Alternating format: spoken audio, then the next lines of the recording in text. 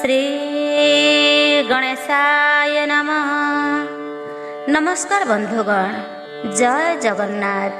आज हेउछि बुधवार, गणेशंकर अति प्रिय बार। आसंतो प्रथमे श्री गणेशंक स्तुति करिबा, तापरे गणेश पुराण आरंभ करिबा।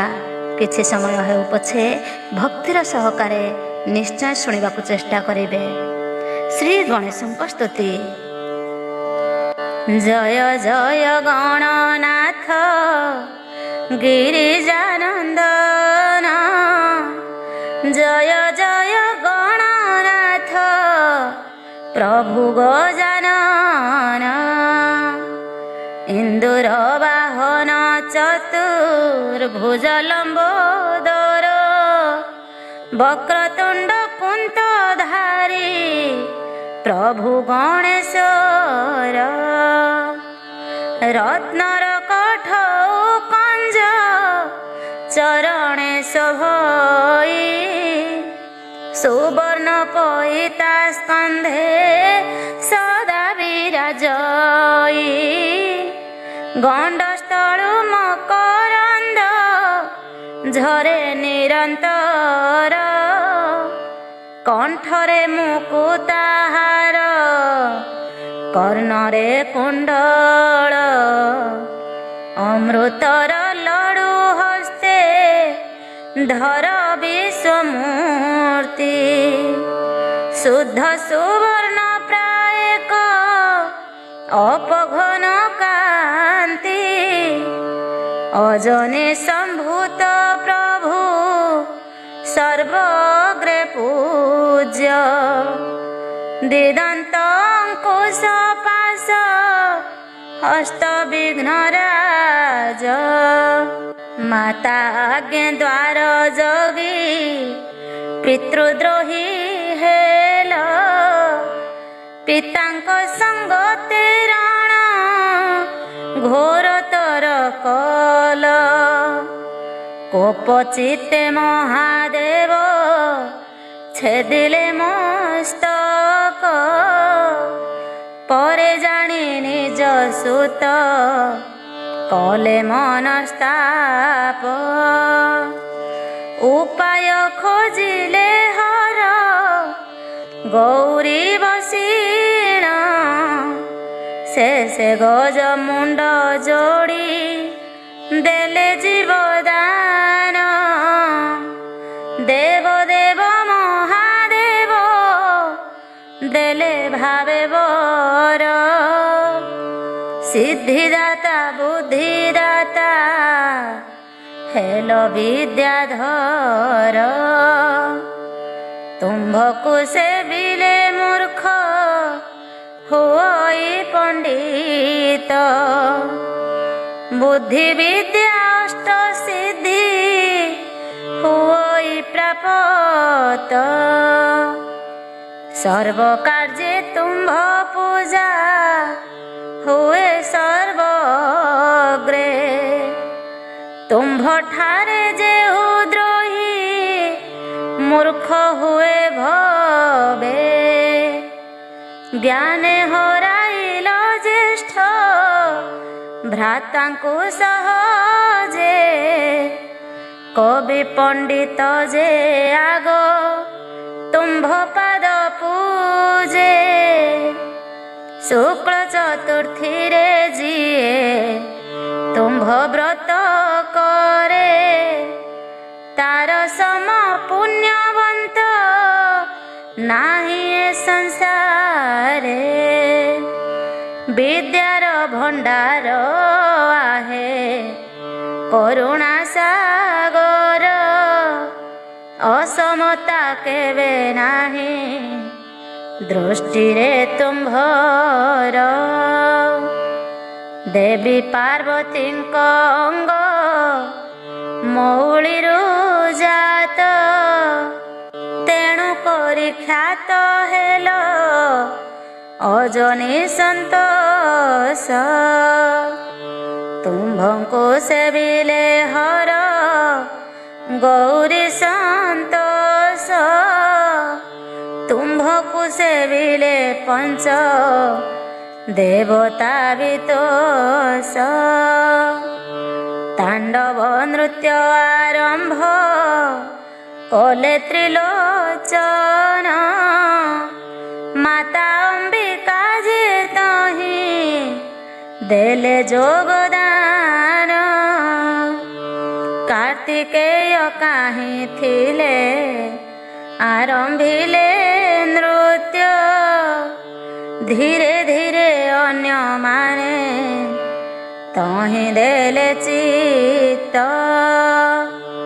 ପ୍ରଳୟ ବସମ୍ଭାବୀ ଜାଣି ଗଜମାଥ। ଢଳି ଢଳି ନୃତ୍ୟ କରି ହେଲ ଉପସ୍ଥିତ।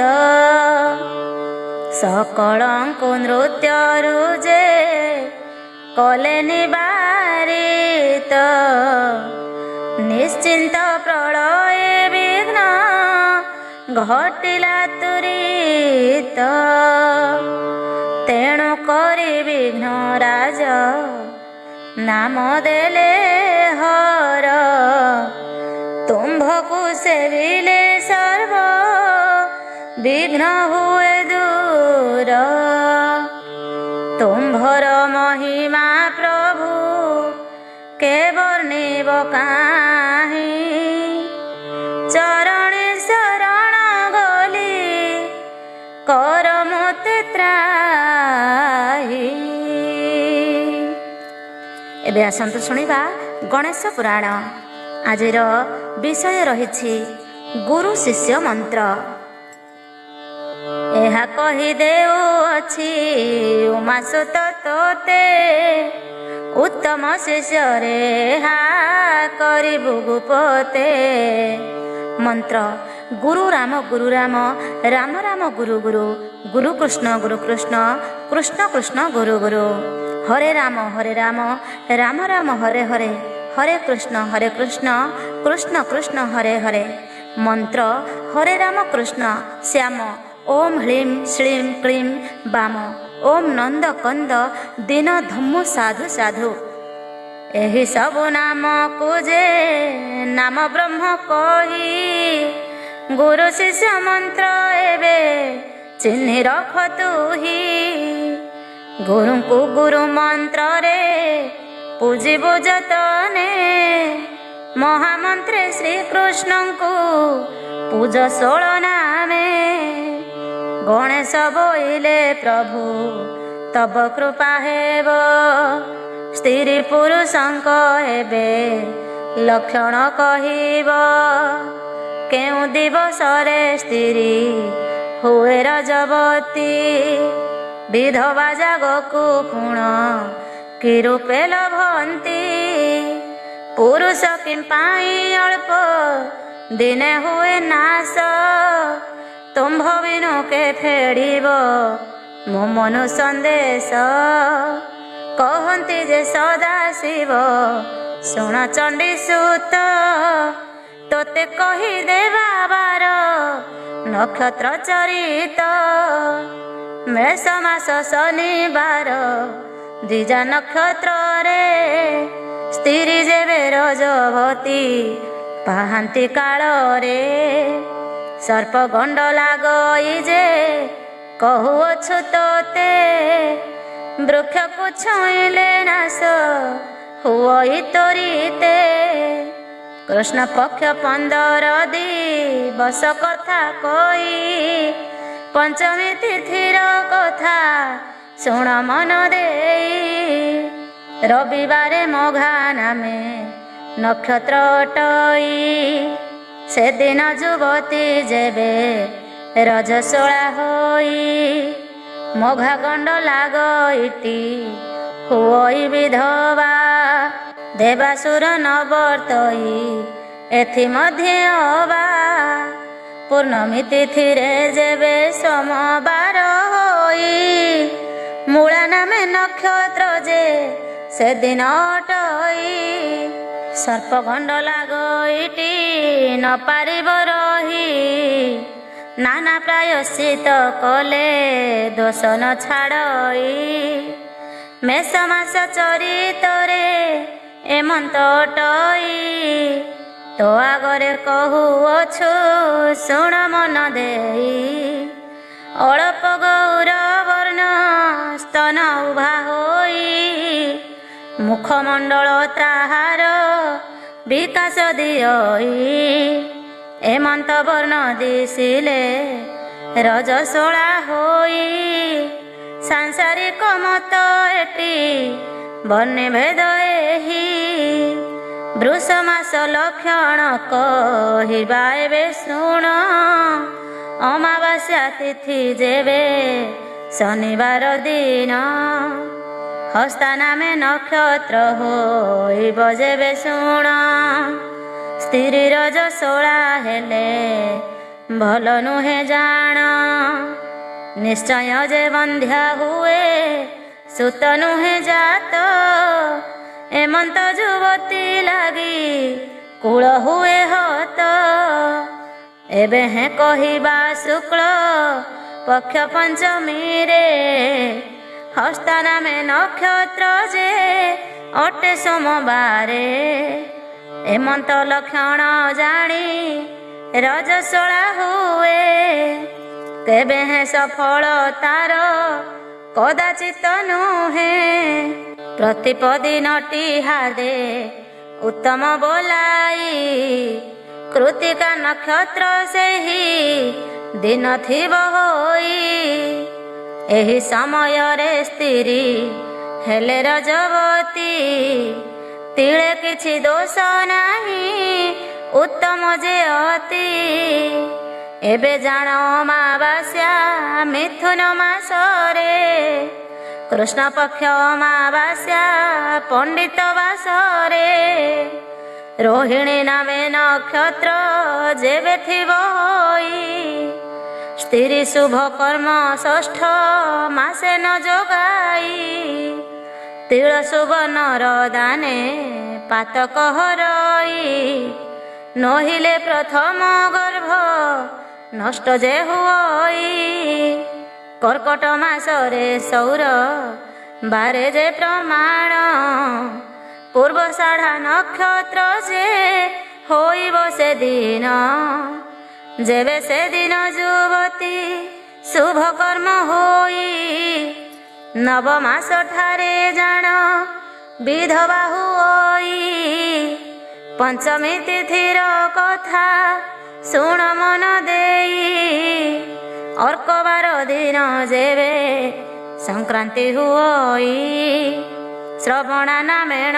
जे नक्षत्र होइथिब एही समय रे स्त्री शुभ कर्म हेब बंचिबार सुत सुता क्लेशटी करई विचारिण बुझी थाओ देउ अछि कही सिंह मास अमावास्या सोमवार दिन चित्रा नामे नक्षत्र जे होइब से दिन ए दिन नक्षत्रे स्त्री शुभ कर्म हेले पुत्र पौत्री नाश तार नुहंती भले पंचमी तिथिर कथा सावधान शुण दीपिकार तुलनाए करिछि बखाण कन्या मासे भौम बारे विशाखा नक्षत्र एथि शुभ कर्म हेले कष्टटी अत्यंत व्याधि पीड़ारे पीड़िता न हुअंती भल दुशिला हुअंती से बुड़ांती स्त्री कूल कन्या मास पूर्णिमा पंडित बार हेब से दिन नक्षत्र जेबे अश्विनी होइब तहि समय रे स्त्री रजवती हेले पुत्र पौत्री लभ से क्लेश पाई भले तुला मास अमावास्या पंचमी तिथि रे सोमवार हेब जेबे स्वाति नक्षत्र रे ଅକସ୍ମାତେ ସ୍ତ୍ରୀଙ୍କର ଶୁଭକର୍ମ ହୋଇ ପରମ ସୁଖ ଲଭଇ ଲକ୍ଷ୍ମୀ ନ ଛାଡ଼ଇ। ପୂର୍ଣ୍ଣମୀ ପଞ୍ଚମୀ ଏବେ ଶୁଣସି ହୋ ବାବୁ, ଭୌମ ବାରେ ରେବତୀ ନକ୍ଷତ୍ର ଜାଣିଥିବୁ। ଏଥି ଯେବେ ଶୁଭ କର୍ମ ହୁଅଇ ନିୟତି, ବହୁ ଧନ ଦାନ ଦେଲେ ହୁଅଇ ମୁକତି। ଜାଣିଥାଅ ବେନି କୂଳେ ସୁଖ ଯେ ନ ପାଇ, ବିଅର୍ଥ ପ୍ରାଣ ଧରିଣ କାଳ ସେ ହୁଅଇ। ବୃଣ୍ଟିକ ଅମାବାସ୍ୟାରେ ଅର୍କବାର ହୋଇ, ପୁଷ୍ୟା ନାମେ ନକ୍ଷତ୍ର ଯେ ସେଦିନ ହୁଅଇ। ବୃଶ୍ଚିକ ଅମାବାସ୍ୟାରେ ଅର୍କବାର ହୋଇ, ପୁଷ୍ୟା ନାମେ ନକ୍ଷତ୍ର ଯେ ସେଦିନ ହୁଅଇ। ଏହି ସମୟରେ ସ୍ତ୍ରୀ ହେଲେ ଶୁଭ କର୍ମ, ବଡ଼ ସୁଖ ଲଭଇ ସେ କେହି ନୁହେଁ ସମ। ପୂର୍ଣ୍ଣମୀ ପଞ୍ଚମୀ ଯେ ପଣ୍ଡିତ ବାର ହେବ, ଅଶ୍ଳେଷା ନାମେଣ ଯେବେ ନକ୍ଷତ୍ର ହୋଇବ।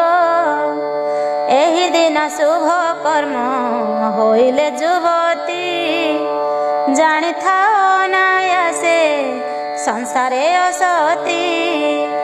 ଧନୁମାସ ଅମାବାସ୍ୟା ସୌରୀ ବାସରେ, ମୃଗଶିରା ନକ୍ଷତ୍ର ହୋଇବ ସେଦିନରେ। ସେଦିନ ଯଦ୍ୟପି ଶୁଭ କର୍ମ ହେବ ସ୍ତ୍ରୀ, 3 ମାସ ମଧ୍ୟେ ଶାଶୁ ଶ୍ୱଶୁର ଯେ ମରି। ଶୁଭ କର୍ମ ଆସଇଏ ମନ୍ତ୍ର ଭାବଟି, ଅକର୍ମ ବଚନ ମାନ ସଂସାରେ ପ୍ରକଟି। ପୂର୍ଣ୍ଣମୀ ତିଥିରେ ଯେବେ ସୋମବାର ହେବ, ଧନିଷ୍ଠା ନାମେ ସେଦିନ ନକ୍ଷତ୍ର ହୋଇବ। ସେଦିନ ସେ ଶୁଭ କର୍ମ ହେବାକୁ ଯୁବତୀ, ତାପ ବାଧା ନ ଲାଗଇ ଉତ୍ତମ ଯେ ଅତି। ଧନୁମାସ ଅମାବାସ୍ୟା କୃଷ୍ଣ ଯେ ପକ୍ଷରେ, ଉତ୍ତର ଭାଦ୍ର ନକ୍ଷତ୍ର ହେବ ସେଦିନରେ। ସେହିଦିନ ଶୁଭ କର୍ମ ହୋଇଲେ ଯୁବତୀ, ତାପ ବାଧା ନ ଲାଗେ ଉତ୍ତମ ଯେ ଅତି। ପୂର୍ଣ୍ଣମୀ ପଞ୍ଚମୀ ତିଥି ଭୃଗୁବାର ଜାଣ, ରେବତୀ ନାମେ ନକ୍ଷତ୍ର ହୋଇବ ସେଦିନ। ସେଦିନ ଯୁବତୀ ଯେବେ ରଜବତୀ ହୋଇ, ବିଚାରି ବୁଝିଲେ ସେ ସଂଶୟ ଏଥି ନାହିଁ। ମକର ଅମାବାସ୍ୟାରେ ବୁଧବାର ହେଲେ, ଶତଭିକ୍ଷା ନକ୍ଷତ୍ର ଯେ ସେଦିନେ ପଡ଼ିଲେ।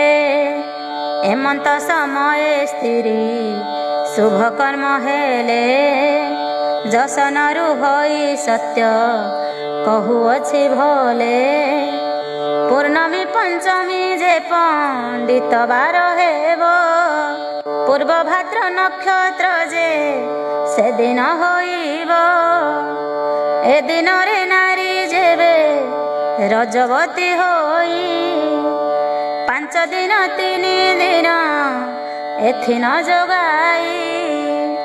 ମୀନ ମାସ ଅମାବାସ୍ୟା ସପ୍ତମୀ ଦିନରେ, ଉତ୍ତରାଷାଢ଼ ନକ୍ଷତ୍ରେ ବା ସୋମବାରରେ। ଏ ଦିବସେ ରଜବତୀ ସ୍ତ୍ରୀ ଯେବେ ହୋଇ, 2 କୂଳେ ସୁଖ ଯଶ କିଛି ନ ମିଳଇ। ପଞ୍ଚମୀ ପୂର୍ଣ୍ଣିମା ପ୍ରତି ପଦ ଭୌମ ବାର, ପୂର୍ବାଷାଢ଼ ନକ୍ଷତ୍ର ହୋଇବ ସେଦିନର। ଏଦିନ ଯୁବତୀ ଯେବେ ଶୁଭ କର୍ମ ହୋଇ, ଶମ୍ଭୁଙ୍କ ଦର୍ଶନ କଲେ ପାପ କ୍ଷୟ ପାଇ। ସେହିଠାରୁ ପୁରୁଷ ମାନଙ୍କୁ ସେ ଦେଖିବ, ବାଳକ ହୋଇଣ ଚଉ ଦିଗକୁ ଚାହିଁବ, ମୁଖମଣ୍ଡଳ ଯଦ୍ୟପି ଗୋଲାକାର ହେବ, କନ୍ଦର୍ପ ଶରୀରେ ହେବା ତେବେ ସେ ଜାଣିବ, ବର୍ଣ୍ଣଭେଦ ଏହି ପର କାରେ ଠାବ କର, ସଂସାର ବନ୍ଧନ ପାର ହୋଇବ ସତର। ନକ୍ଷତ୍ର ବର୍ଣ୍ଣ ପରିଚୟ।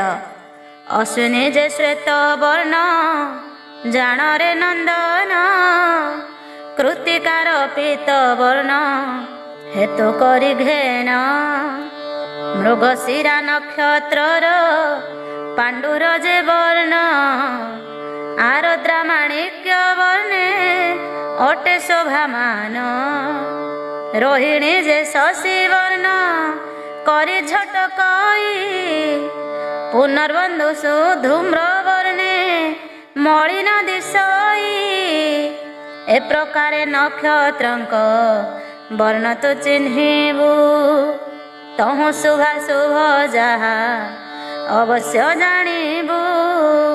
ମନ୍ତ୍ର ଓಂ ହ୍ରୀಂ ଶ୍ରୀಂ କ୍ଳିಂ ଧୀಂ କ୍ଳିಂ ନୀଳିಂ। ଷଡ଼ବୀଜ ମନ୍ତ୍ର ଏହୁ ଜାଣରେ ନନ୍ଦନ, ଏ ମନ୍ତ୍ର ଜପିଲେ ଦୃଶ୍ୟ ହେବେ ତରା ଗଣ, ଗଣେଶ ବଇଲେ ତୁମ୍ଭେ ଶୁଣିବା ଗୋସାଇଁ, ଚନ୍ଦ୍ରର ଯେ କ୍ଷୟ ବୁଦ୍ଧି ଦେବା ମତେ କହି, ପ୍ରତିପଦ ଠାରୁ ପୂର୍ଣ୍ଣମୀ ଯାଏ ହାଦେ ଜାଣ, କେତେ ଠାରେ ଚନ୍ଦ୍ର ଦେବ ବିଶ୍ରାମନ୍ତି ପୁଣ, ସାବଧାନ ହୋଇ ତୁ ହୋ ଶୁଣ ଗଣପତି, ନିଶ୍ଚୟ କହିବା ତୋତେ ଚନ୍ଦ୍ରର ବିଭୂତି, ପ୍ରତିପଦିନେ ବିରାଟ ପାଦରେ ରହୋଇ, ଦ୍ୱିତୀୟା ଦିନ ତଳିପା ଉପରେ ରହୋଇ, ତୃତୀୟା ଦିନ ଖଞ୍ଜନ ନେତ୍ର ମଧ୍ୟ ଜାଣ, ଚତୁର୍ଥୀ ଦିନରେ ଜାନ ମଧ୍ୟ ପରିମାଣ, ପଞ୍ଚମୀ ଦିନରେ କୋଟି ମଧ୍ୟ ବିଶ୍ରାମଇ, ଷଷ୍ଠୀ ତିଥିରେ ଟି ଜାଣ ହୃଦୟରେ ବସାଇ, ନବମୀ ତିଥିରେ ବେନି ଭୁଜେ ପରିମାଣ, ଦଶମୀ ତିଥିରେ ସେ ଯେ କଣ୍ଠରେ ବିଶ୍ରାମ, ଏକାଦଶୀ ତିଥିରେ ଯେ ବଦନେ ରହୋଇ, ଦ୍ୱାଦଶୀ ତିଥିରେ ନାସା ମଧ୍ୟ ବିଶ୍ରାମଇ, ତ୍ରୟୋଦଶୀ ତିଥିରେ ଶ୍ରବଣେ ବୋଲି ଜାଣ, ଲଲାଟରେ ବସଇଟି ପୂର୍ଣ୍ଣମୀ ଦିନେଣ, ସମ୍ପୂର୍ଣ୍ଣ ହୋଇ କଳା କହୁଅଛି ତୋତେ, 15 ଦିବସ ଏହି ରୂପେ ପରାପତେ, କଳା କ୍ଷୟ ହୋଇ ଯେଉଁ ରୂପେ ଏବେ ଶୁଣ, ପାଦ ଠାରୁ ଉଣା ହୁଏ ପ୍ରତିପଦିନେଣ, ତଳି ପାଉ ପରେ ବେନି କଳା ଶେଷ ହୋଇ, ତ୍ରୟ କଳା ଖଞ୍ଜନି ନେତ୍ରରେ ଯେ ସରଇ, ଚତୁକଳା ଶେଷ ହୋଇ ଜାନୁର ମଧ୍ୟରେ, ପଞ୍ଚମ କଳାଟି ଜାଣ ରହେ କୋଟି ପରେ, ଷଷ୍ଠ କଳା ବିରାଟରେ ନାଭି ମଧ୍ୟ ଶେଷ, ସପ୍ତମ କଳାଟି ଯେ ଉଦରେ ପରବେଶ, ଅଷ୍ଟମ କଳାଟି ହୃଦ ମଧ୍ୟ ଶେଷ ହୋଇ, ନବମ କଳାଟି ବେନି ଭୁଜ ମଧ୍ୟ ରହି, ଦଶମ କଳାଟି କଣ୍ଠ ମଧ୍ୟ ହୁଏ ଶେଷ, ଏକାଦଶ କଳାଟି ବଦନେ ପରିବେଶ, ଦ୍ୱାଦଶ କଳାଟି ନାସିକାରେ ରହେ ଯାଇ, ତ୍ରୟୋଦଶ କଳା ଯେ ଶ୍ରବଣ ମଧ୍ୟ ରହି, ଚତୁର୍ଦଶ କଳା ଯେ ନୟନ ବୋଲି ଜାଣ, ମଉଳି ଶିଖରେ ଲୁଚେ ଅମାବାସ୍ୟା ଦିନ। ଚନ୍ଦ୍ରକ୍ଷୟ ବୃଦ୍ଧି ବାବୁ ଏହି ମତି ହୋଇ ମାନକର ଚଳାଚଳ ତୋତେ ଦେଲି କହି। ବିରାଟ ଶରୀର ଏହି ରୂପେ ଗତାଗତ ଆମ୍ଭର ଶରୀରେ ଚନ୍ଦ୍ର ରହଇ ଗୁପତ। ତୋହି ପଚାରିଲୁ ଶଶୀ ବୃଦ୍ଧିର ବିଧାନ ଧୀର ମନେ ଆମ୍ଭ ବାକ୍ୟ ହେତୁ କରି ଘେନ। ଶ୍ରୀ ମାତା ସ୍ମରଣ ମନ୍ତ୍ର ଓମ୍ ହ୍ରୀಂ କ୍ଳିଂ ନମଃ କ୍ଳିଂ। ଏ ମନ୍ତ୍ର ଜପିଲେ ବତ୍ସ ହୁଏ ବାକ୍ୟ ସିଦ୍ଧି। ଶ୍ରୀମାତା ସ୍ମରଣ କଲେ ବଢ଼ଇ ଯେ ବୁଦ୍ଧି। ଓମ୍ ହ୍ରୀಂ କ୍ଳିଂର ମନ୍ତ୍ର ସଦା ଜନ ଜପଇ ଆକାଶରୁ ଶବ୍ଦ ଏକ ତାହାକୁ ଶୁଭଇ। ଲକ୍ଷେ ଜପ କଲେ ପୁଣି ଅଦ୍ଭୁତ ମଙ୍ଗଳ ସର୍ବପ୍ରାଣୀଙ୍କର ହୁଏ ସର୍ବାଙ୍ଗ କୁଶଳ। ପଚାରନ୍ତି ବିଘ୍ନେଶ୍ୱର ଶୁଣ ଉମାପତି 36 ବର୍ଣ୍ଣର କେଉଁ ପ୍ରକାରରେ ସ୍ଥିତି। କେଉଁଠାରେ ଅଛି ମତେ ବାଛି ପ୍ରଭୁ କହ। 4 ବର୍ଣ୍ଣରୁ 36 କହିବା ନିର୍ଣ୍ଣୟ। ପ୍ରତିପଦ କରି କହ ଯାଉ ମୋ ସଂଶୟ। ତୁମ୍ଭେ ସିନା ଫେରି ପ୍ରଭୁ ମନର ସନ୍ଦେହ। ବେନି ପାଦ ଧରିଣ ଶୋଇଲେ ପାଦ ତଳେ। ଉଠ ଉଠ ବୋଲିଣ ଯେ ଶଙ୍କର ତୋଳିଲେ। ନିର୍ଜନ ସ୍ଥାନକୁ ବାବୁ ଚାଲ ଯିବା ଦୁଇ। ବାରମ୍ବାର କରି ତୋତେ କହିବା ବୁଝାଇ। ଏ ବଡ଼ ଗୁପତ କଥା ନ କହିବୁ କାହିଁ। ମୋହର ଶପଥ ତୋତେ ଉମାର ତନଇ। ଅତ୍ୟନ୍ତ ଗୁପତ ପ୍ରଶ୍ନ ଗହନ ଏ ଜାଣ। 4 ବେଦୁ କ୍ଷରିଛନ୍ତି 36 ଯେ ବର୍ଣ୍ଣ। ନିରାକାର ଅଙ୍ଗୁକ୍ଷରି ଅଛନ୍ତି ଯେ ମନ୍ତ। ପ୍ରତିପଦ କରି ବାବୁ କହିଦେବୁ ତୋତେ। ଶୂଦ୍ର ଯେ କ୍ଷତ୍ରିୟ ହାଦେ ବୈଶ୍ୟ ଯେ ବ୍ରାହ୍ମଣ। ଏହି 4 ବର୍ଣ୍ଣରଟ 36 ପ୍ରମାଣ। ବଦନରୁ ବିପ୍ର ହାଦେ ବାହୁ ବୈଶ୍ୟ କହି। ପାଦରୁଟି ଶୂଦ୍ର ଜାତ ଦେଉଅଛି କହି। ହୃଦୟରୁ କ୍ଷତ୍ରି ହାଦେ ହୋଇଲା ସମ୍ଭୂତ। ପ୍ରଥମ ଯେ ବିପ୍ରଙ୍ଗୁ ନବଜାତ ସୁତ।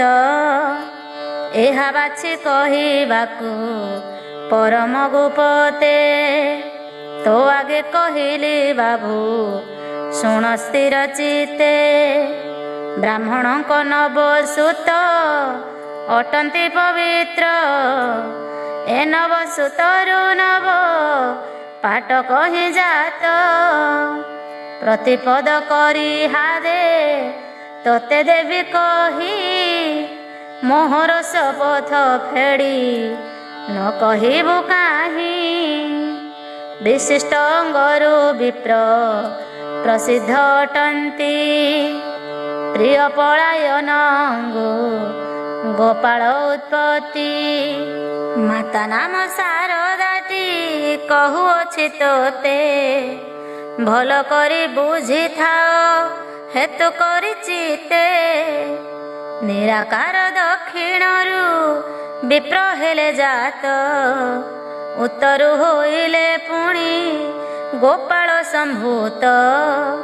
ତହିଁ ଉତ୍ତରୁ ଯେ ବିଶ୍ୱାମିତ୍ର ଋଷି ବହି। ତାହାଙ୍କ ଅଙ୍ଗରୁ ଯେ ବାଉରି ଜାତ ହୋଇ। ଏ ଜୀବ ପରମ ଗତି ରଖ ତୁ ମନରେ। ଆହେ ସୁତ ତୋତେ ଦେବୁ ଉପଦେଶ। ବର୍ଣ୍ଣଭେଦ ବିଷୟରେ ବଳାଅ ମାନସ। ଯେତେବେଳେ ବ୍ରହ୍ମ ବେଦ ବିଧି ବଣା ହେଲେ, ସରା ବୋଲି ଗୋଟିଏ ଦୁହିତା ଜାତ ହେଲେ। ନ ଚିହ୍ନିଲେ ବେଦ ହୁଁ ସେ ଆଜ୍ଞା ଦେଲେ କାଣ୍ଡି, ତେଣୁ କରି ଗୁପତ ଏ ବ୍ରହ୍ମ ବିଦ୍ୟା ଖଣ୍ଡି। ବିଶ୍ୱାମିତ୍ରଙ୍କର ଜ୍ୟେଷ୍ଠ ସୁତ ହାଦେ ଜାଣ, ସେହିଟି ବାଉରି ଅନନ୍ତ କାଣ୍ଡିର ନାମ।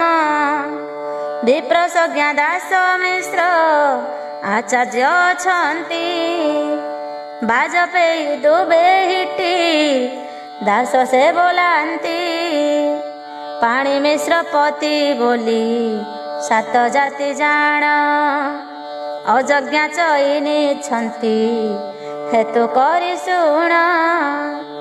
ବଶିଷ୍ଠ ଅଙ୍ଗରୁ ବାବୁ ବିପ୍ରକୁଳ ଏହି, କ୍ଷତ୍ରିୟ ବୋଲିଣ ଏହି ମାନଙ୍କୁଟି କହି।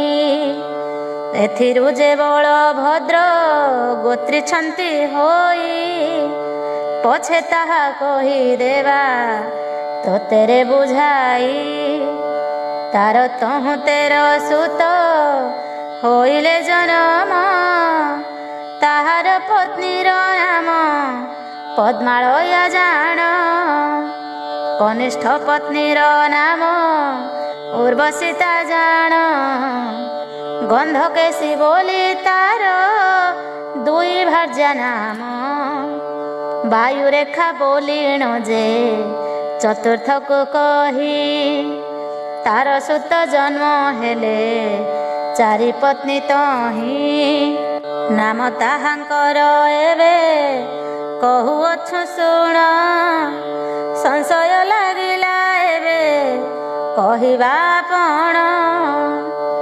ଏକଚିତ ହୋଇବାରେ ପ୍ରଭୁ ତ୍ରିଅମ୍ବିକା, ବାଛି କରି କହ ମୋତେ ସୁତ ନାମ ଏକା। ଜ୍ୟେଷ୍ଠ କନିଷ୍ଠରେ ମୋତେ ବାଛି ବୁଝାଇବ, ବିପ୍ରକେ ବାଉରି ପଛେ ଗୋପାଳ କହିବ। ଶ୍ରାଦ୍ଧ କଲେ କେଉଁ ପିଣ୍ଡ କେଉଁ ଜନ ଦେଇ, ତିନି ପାଟକର ଅର୍ଥ କୁହନ୍ତୁ ବୁଝାଇ। ବିପ୍ରର ପିତୃଦେବ ତୋଷ କରିବା ମନ୍ତ୍ର। ଓମ୍ ଶ୍ରୀ ରୁଦ୍ରଣୀ ସିଦ୍ଧି ଧ୍ରୁବ ବଶିଷ୍ଠ ଏକମାଣି, ଭୃଗୁ ଦେବ ଯୋ ନଃ ସ୍ୱାହା। ଏ ମନ୍ତ୍ର ପଢ଼ିଣ ବିପ୍ର ଦେବ ଅନ୍ନ ପିଣ୍ଡ, ତା ପିତୃଦେବତା ତୋଷ ଲଭନ୍ତି ଅଖଣ୍ଡ। ଅନ୍ନପିଣ୍ଡ ଦେଇ ପରେ ବିଷ୍ଣୁଙ୍କୁ ସ୍ମରଣ କରିବ। ବିଷ୍ଣୁ ତୁମ୍ଭେ ଅଟ ଶଶୀ ବର୍ଣ୍ଣ, ତୁମ୍ଭେ ଶୁକ୍ଳ ବସ୍ତ୍ରଧାରୀ ଅଟ ଚତୁର୍ଭୁଜ। ପ୍ରସନ୍ନ ବଦନେ ହୋଇ ମୋ ହୃଦେ ବିରାଜ, ଦେଲି ଯେଉଁ ଅନ୍ନ ପିଣ୍ଡ ଘେନ ହେ ଶ୍ରୀହରି।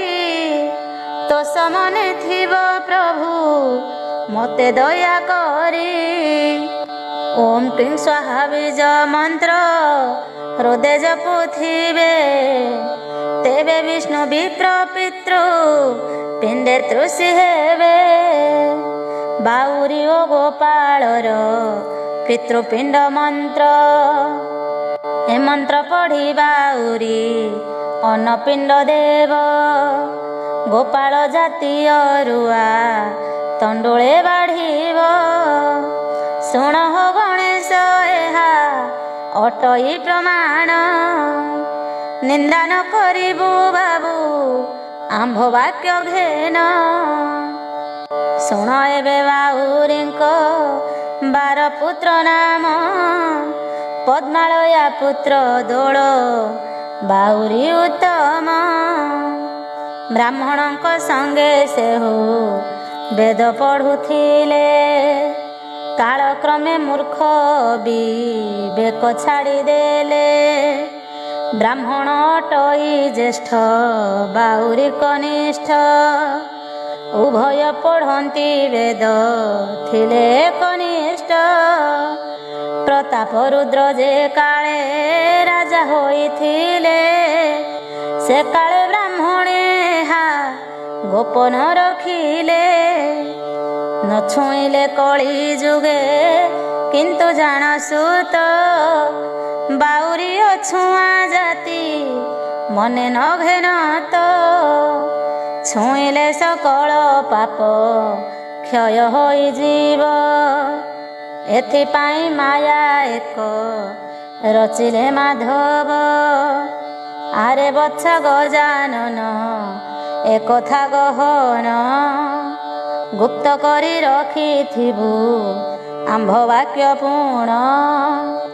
ବ୍ରାହ୍ମଣେ କଦାପି ତେଣୁ ବାଉରୀଙ୍କ ଗାର, ଲିଭାଇ ଯେ ନ ପାରନ୍ତି କଲେ ହେବ ଚୋର। ମୂର୍ଧନା ପାତକ ସାପେ ହୋଇବ ଦଣ୍ଡିତ, ତେଣୁ ମାନି ରହିଛନ୍ତି ବିପ୍ରେ ପର୍ଯ୍ୟନ୍ତ।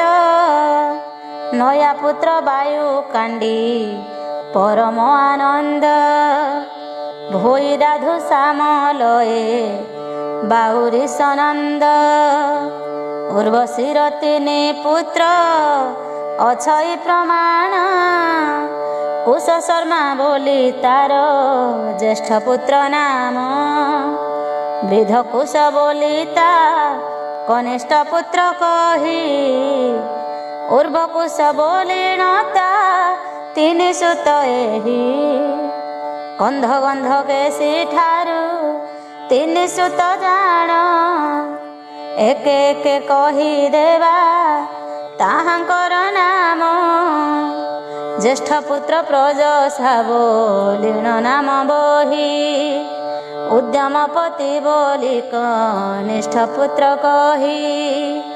ସାଧୁ ଧୂମ୍ର ବୋଲି ଯେ ତିନି ସୁତ ନାମ, ବାଘୃତି ବୋଲି ଅଟେ ଅତି ଅନୁପମ।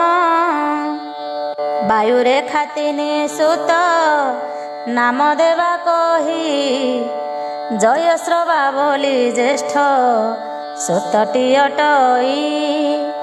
ଇନ୍ଦ୍ରଶ୍ରବା ବୋଲି ନାମ କନିଷ୍ଠ ନନ୍ଦନ, ମହାବୀର୍ଯ୍ୟ କେତୁ ବୋଲି ଏହିଠାରୁ ଶୁଣ।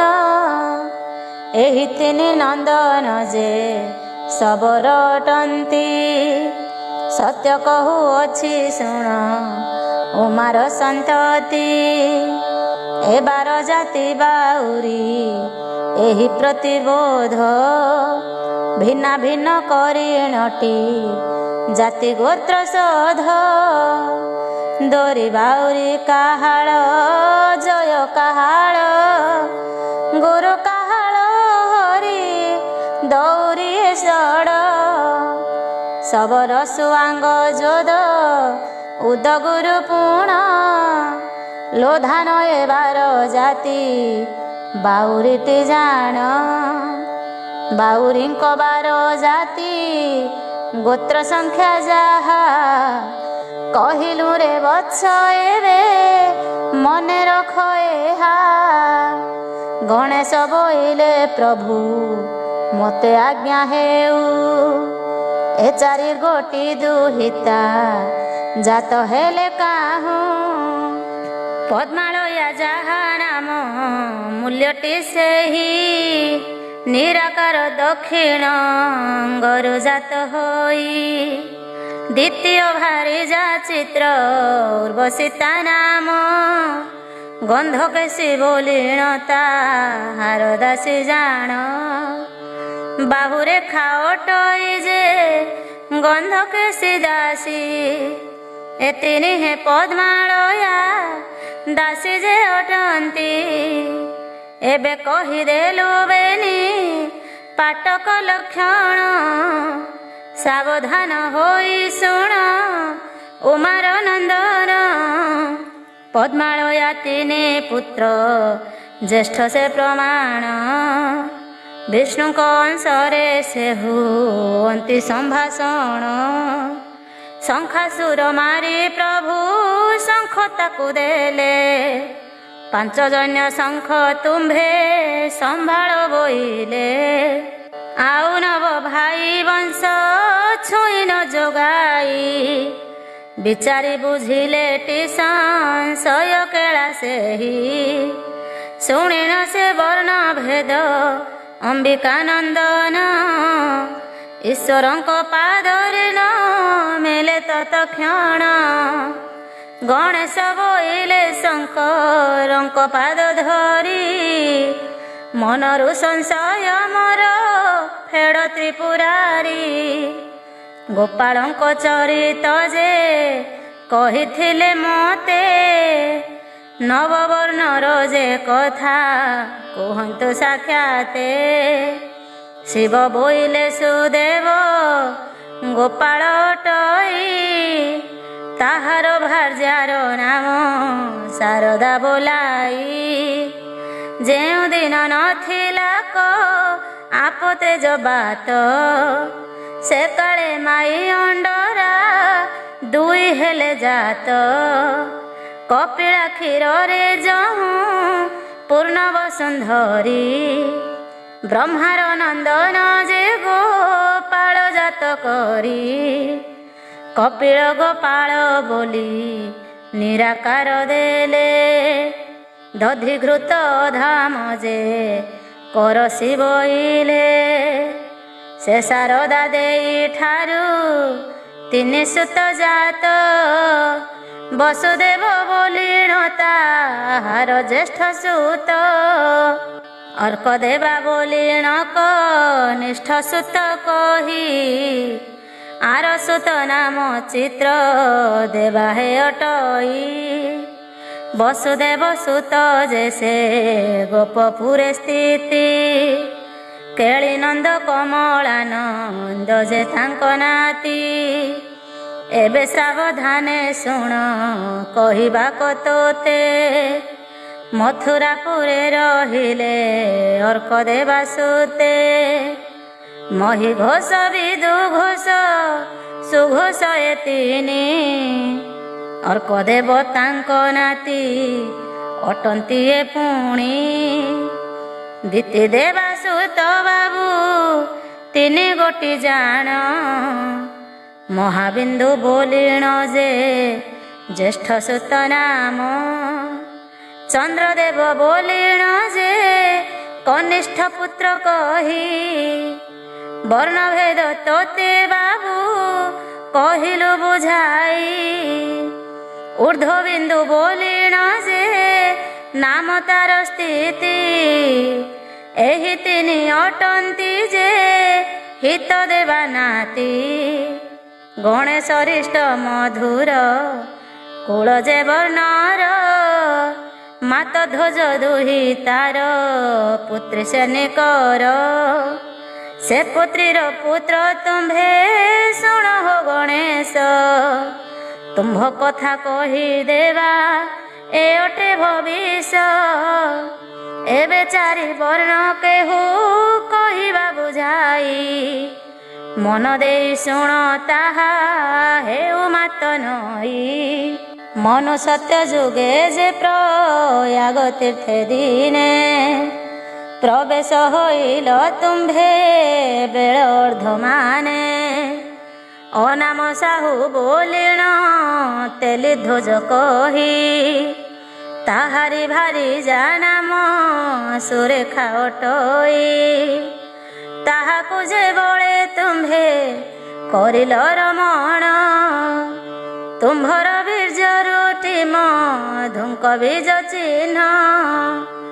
ଦେଖି ମତେ ତୁମ୍ଭେ ବଡ଼ ହରସ ହୋଇଲ, ବାସବ ସାହୁ ବୋଲିଣ ନାମ ତାର ଦେଲ। ବୋଇଲେ ଯେ ଇକ୍ଷୁରସ ଗୁଡ଼ ତୁ କରିବୁ, ଗଣେଶ ବୋଲିଣ ତୁଜେ ଆମ ମୁଖେ ଦେବୁ। ରିଂ ବୀଜ ମନ୍ତ୍ର ଦେଲ ସନ୍ତୋଷରେ ତୁମ୍ଭେ, ପ୍ରତିପଦ କରି ଏହା କହିଦେଲୁ ଆମ୍ଭେ। ସୁରସେନ ଗନ୍ଧର୍ବର ନାତୁଣୀ ଯେ ଜାଣ, ଚିତ୍ରବଧୂ ବୋଲିଣ ଯେ ଅଟଇ ତା ନାମ। ପୁତ୍ରବଧୂ ବିବାହ କରି ଆନନ୍ଦ ହୋଇଲ, ଚନ୍ଦ୍ର ପ୍ରାୟ ଅଂଶ ବଢ଼ୁ ବୋଲି ଆଜ୍ଞା ଦେଲ। ଗଣେଶ ବୋଇଲେ ତୁମ୍ଭେ କହିଲ ନୀତି, ପୁରାଣକୁ ବିଡ଼ମ୍ବନ ଶୁଣିଲେ କଟୁକ୍ତି। ସଦାଶିବ ବୋଇଲେ ହୋ କ୍ରୋଧ କାହା ପାଇଁ, ଚିତ୍ରତୁଣ୍ଡି ତେଲି ଧ୍ୱଜ ଭାରି ଯା ଅଟଇ। ଅପ୍ରମାଣ ହୋଇଲେ ବିଷ୍ଣୁଙ୍କ ପାଶେ ଚାଲ, ନାସ୍ତି କଲେ ବିଷ୍ଣୁ ତୁମ୍ଭେ ନ ବୋଲିବ ଭଲ। ସଂସାରେ କାଳ ରୂପରେ ଖେଳୁଅଛ ରହି, ବର୍ଣ୍ଣଭେଦ କଥା ଏତେ ଅନ୍ତର ନୁହଁଇ। ଗଣେଶ ବୋଇଲେ ଦ୍ୱିଜ କାହୁଁ ହେଲେ ଜାତ, ବିଚାରିଣ ଆଜ୍ଞା ମୋତେ କରିବ ଭୋତାତ। ପଞ୍ଚସୁତ ବ୍ରହ୍ମାଙ୍କର ନିଶ୍ଚୟ ତ ଜାଣ, ଅଜାସିନା ଅଟନ୍ତି ଯେ ରୋମାଞ୍ଚ ନନ୍ଦନ। ଏବେ କହୁଅଛୁ ବାବୁ ଶୁଣ ମନ ଦେଇ, ଷଷ୍ଠ ପାଠ କର ଯେ ନିର୍ଣ୍ଣୟ ଦେବା କହି। ନାପିତ ଅଟନ୍ତି ବର୍ଣ୍ଣ କହୁଛୁ ତା ଭାବ, ବ୍ରହ୍ମାଙ୍କର ଷଷ୍ଠ ସୁତ ଠାରୁ ଏ ସମ୍ଭବ। କୃତ ସମ ବୋଲିଣ ଯେ ଷଷ୍ଠ ସୁତ ଗୋଟି, ତାହାଙ୍କର ପତ୍ନୀ ନାମ ଇନ୍ଦୁରମା ଦିଷ୍ଟି। ତାଙ୍କ ଠାରୁ ତହୁଁ ତିନି ସୁତ ହେଲେ ଜାତ, ବିପ୍ରକୁଶ ବୋଲିଣ ଯେ ତାର ଜ୍ୟେଷ୍ଠ ସୁତ। ଜୟ ଭୀମ ବୋଲିଣ ତା କନିଷ୍ଠ ଅଟଇ, କୃତହିମା ବୋଲିଣ ଯେ ତିନି ସୁତ ଏହି। ବିଷ୍ଣୁ ସେବା ବର୍ଣ୍ଣେ ଯବ ଝାରିଆ ଯେ ବର୍ଣ୍ଣେ, ବିଜୁଳି ପାତିଆ ତିନି ପାଟକ ଏ ସନେ। ଭଣ୍ଡାରୀ ଜାତିର ପିଣ୍ଡ ଅରୁଆ ତଣ୍ଡୁଳେ, ପିତୃଗଣ ତୋଷ ଲଭେ ନାରିକେଳ ଫଳେ। ଏବେ କହୁଅଛି ଶୁଣ ଅମ୍ବିକାର ସୁତ, ଷଷ୍ଠ ବର୍ଣ୍ଣ ଭେଦ କଥା କହିଲୁ ଯେ ସତ୍ୟ। ଆଉ ଚାରି ବର୍ଣ୍ଣ କଥା ଏଠାରେ କହିବା, ତେବେ ସିନା ତୁମ୍ଭ ମନୁ ସନ୍ତାପ ଫେଡ଼ିବା। ଏବେ ଚିତ୍ତ ବର୍ଣ୍ଣ କଥା ସାବଧାନେ ଶୁଣ, ବ୍ରହ୍ମାଙ୍କର ଅଟନ୍ତି ଯେ ଏ ସପ୍ତ ନନ୍ଦନ। ବସୁପର୍ଣ୍ଣ ବୋଲିଣ ତାହାର ନାମ କହି, କର୍ମାର କନିଷ୍ଠ ପୁତ୍ର ନାରାୟଣ କହି। ବସୁଙ୍କ ପତ୍ନୀର ନାମ ସାବଧାନେ ଶୁଣ, ଅଜୟ ଗନ୍ଧର୍ବ ଝିଅ ଇନ୍ଦୁଟିକା ଜାଣ। କର୍ମାଙ୍କ ପତ୍ନୀର କଥା ଶୁଣ ମନ ଦେଇ, ଶତ୍ରୁମୁଖୀ ସନ୍ଦର୍ଭର ଦୁହିତା ଅଟଇ। ସହାସଜ୍ଞା ବୋଲିଣ ତାହାର ନାମ କହି, ବେନିଜନ ଠାରୁ ଜାତ ବେନିଜେ ତନଇ। ପୁନର୍ବସୁ ଓଝା ସେ ଯେ କମାରେ କ ଜାଣ, ବିଶ୍ୱାବସୁ କମାର ଯେ ସେ ଜ୍ୟେଷ୍ଠ ନନ୍ଦନ। କମାର ନନ୍ଦନ କଥା ଶୁଣ ମନ ଦେଇ, ମୃତ୍ୟୁ ଯୋଗ ବୋଲିଣ ଯେ ସମୟ ଅଟଇ। ପୁନର୍ବସୁ ନକ୍ଷତ୍ର ଯେ ଅଟଇ ସେ ଦିନ, ମନ ଉଣା କଲା ରୁଟି ମହାରଣା ଜାଣ। କହେ କମାର ଯେ ଶ୍ରେଷ୍ଠ କନିଷ୍ଠ ବଢ଼ାଇ, ଆଉ ବେନି ବର୍ଣ୍ଣ କଥା କହିବା ବୁଝାଇ। ଏବେ ସାବଧାନେ ଶୁଣ ବ୍ରହ୍ମାଙ୍କ ନନ୍ଦନ, ବେଦ ବ୍ୟାସ ବୋଲିଣ ଅଟଇ ଯୋଜନ ଗନ୍ଧା ଯେ କୈବର୍ତ୍ତୀ କି ସେ ହରିଲା। ପରାଶର ଋଷି ପୁଣି ଏଡ଼େ କୃତ୍ୟ କଲା। ତାର ତହୁଁ ବେଦ ବ୍ୟାସ ହୋଇଲେ ଜନମ। ଅତି ଗୁପ୍ତରେ ବିଷ୍ଣୁ ରଖିଲେ କପୁଣ। ଗଣେଶ ବୋଇଲେ ତୁମ୍ଭେ ଶୁଣ ତ୍ରିଅମ୍ବିକ। କେଉଁଠାରେ ରହିଥିଲେ ଲକ୍ଷ୍ମୀଙ୍କ ନାୟକ।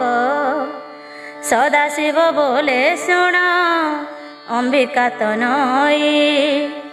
ଅଗୋଚର କଥା ମତେ ପଚାରିଲୁ ତୁହି।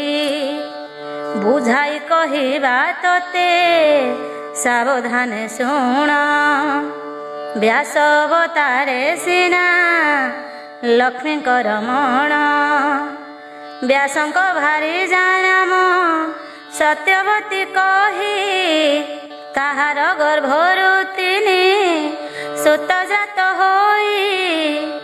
ସୁଖ ପ୍ରତି ସୁଖ ବୋଲି ହେତୁ କରି ଜାଣ। ଅଜୟ ସୁଖର ଯେ ଭାରି ଜାନାମ କହି। ନାମ ଗୋଟି ତାର ବିଧୁ ମୋଚନା ଅଟଇ। ତାର ବୀଜ ଜାତ ହେଲେ ତିନି ଗୋଟି ସୁତ। ତାହାଙ୍କର ନାମ ଏବେ ଶୁଣ ଉମା ସୁତ। ଜ୍ୟେଷ୍ଠ ସୁତ ନାମ ତାର ଅନନ୍ତ ଅଟଇ। ବାସୁକୀ ଦେବତାକୁ ଯେ ଗୋତ୍ର କଲା ନେଇ। ତହୁଁ ଆଉ କନିଷ୍ଠ ପୁତ୍ରର ନାମ ଶୁଣ। ନାମ ଗୋଟି ହେଲା ତାର କିନ୍ତୁ ନୟବର୍ଣ୍ଣ। ଦୁର୍ଗା ଦେବୀଙ୍କି ସେ ଯହୁଁ ଆଶ୍ରେ ପୁଣି କଲା।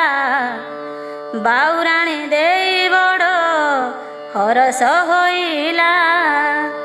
ତାହାର ସେ କନିଷ୍ଠ ପୁତ୍ରର ନାମ ଯେ ଶୁଣ। ଅବିବେକ ବୋଲିଣଟି ଅଟେ ତାର ନାମ। ଗଙ୍ଗା ଦେବୀଙ୍କର ଯହୁଁ ଆଶ୍ରୟ ସେ ନେଲା। ତେଣୁ ସେ ଗଙ୍ଗଶିଉଳି ପୁତ୍ର ବୋଲାଇଲା। ଏମାନେ ନାଗସ ଗୋତ୍ର ମହାଦୁର୍ଗା ଗୋତ୍ର। ନୋଳିଆ ଗଙ୍ଗଶିଉଳି ପୁତ୍ର ଗୋତ୍ରରେ ପବିତ୍ର। ଅଷ୍ଟବର୍ଣ୍ଣ କଥା ଏହା କହିଲୁ ବିଧିରେ।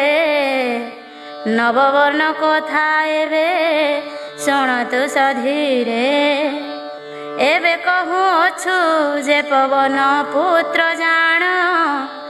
ବ୍ରହ୍ମାଙ୍କର ଅଟନ୍ତି ସେ ଦ୍ରବିଡ଼ ନନ୍ଦନ। ଗୟା ତୀର୍ଥକୁ ସେ ଦିନେ ସ୍ନାନ କରି ଗଲେ। ରଜକ ଯୁବତୀ କେତୁ ଶ୍ରବାକୁ ଭେଟିଲେ। ତାହାଙ୍କର ତୁଲେ ସେହୁ କରନ୍ତି ରମଣ। ବୃଷଭ ମାସରେ ସେ ଯେ ତ୍ରୟୋଦଶୀ ଦିନ। କନ୍ୟା ରାଶି ଶ୍ରବଣ ନକ୍ଷତ୍ର ଯେବେ ହୋଇ। ତେବେ ତାଙ୍କ ତହୁଁ ଜାତ ରଜକ ହୁଅଇ। ତାହାର ପତ୍ନୀର ନାମ ଗୀତା ଅପସରୀ। ଅପୂର୍ବ ସୁନ୍ଦରୀ ସେ ରମ୍ଭାକୁ ନିନ୍ଦା କରି। ତାର ତହୁଁ ଜନ୍ମ ହେଲେ ବେନି ଗୋଟି ସୁତ। ପୁଣି କିଛି ଦିନେ ଦିତି ମୂର୍ତ୍ତିଏ ସମ୍ଭୂତ। ବ୍ରହ୍ମାଙ୍କୁ ଏହି ନବ ପାଟକ ପ୍ରମାଣ। ସାବଧାନ ହୋଇ ଶୁଣ କମାର ନନ୍ଦନ। ବଳଭଦ୍ର ଗୋତ୍ରୀ କଥା କହିଦେବା ତୋତେ। ଏଥିପୂର୍ବେ ତୁହି ପରା ପଚାରିଛୁ ମତେ। ମନୁ ସତ୍ୟ ଯୁଗେ ଯଜ୍ଞ ଆରୋପଣ କାଳେ। ହଳଧରଙ୍କୁ ଯେ ବିଷ୍ଣୁ ବେଗେ ଆଜ୍ଞା ଦେଲେ। ତାହା ଶୁଣି କୋପାନଳ ହୋଇଲେ ଅନନ୍ତ। କପଳରୁ ଝାଳ ବିନ୍ଦୁ ହେଲା ଉପଗତ।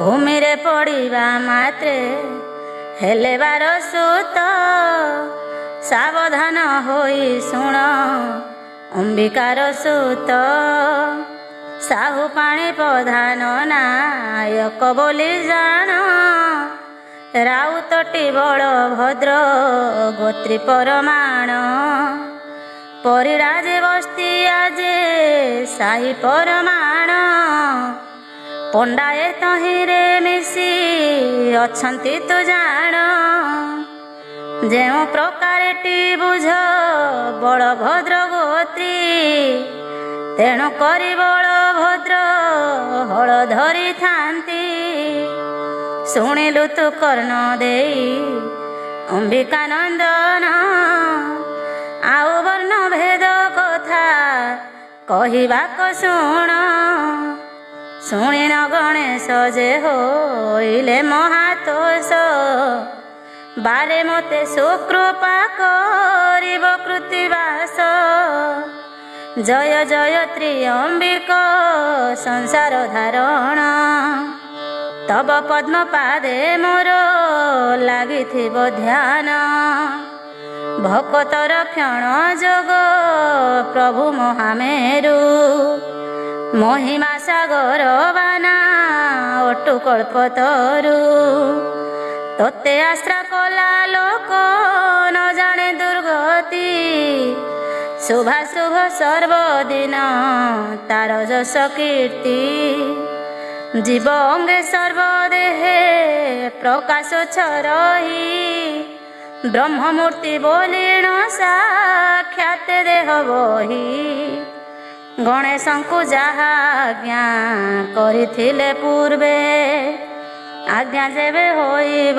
କହିବି ଭକ୍ତି ଭାବେ ଆଜ୍ଞା ଦେଲେ ତ୍ରିପୁରାରୀ ବିଚାର ନ କର ଏହି ବିଦ୍ୟା ଶାସ୍ତ୍ର ବାବୁ ପୁରାଣରେ ସାର ଲେଖ ବୋଲି ବିଘ୍ନେଶ ଶ୍ରୀ ମୁଖେ ଆଜ୍ଞା ଦେଲେ ଦୀନ ବାସୁଦେବ ନାମେ ପଦ୍ମପାଦ ତଳେ ଅଜପ ମନ୍ତ୍ର ପରରଜ ଶୁଣ ବାଦ ଅଟେ ଅବନା ବିଚାରିଲେ ପୁଣି ସେ ହୁଅନ୍ତି ବନା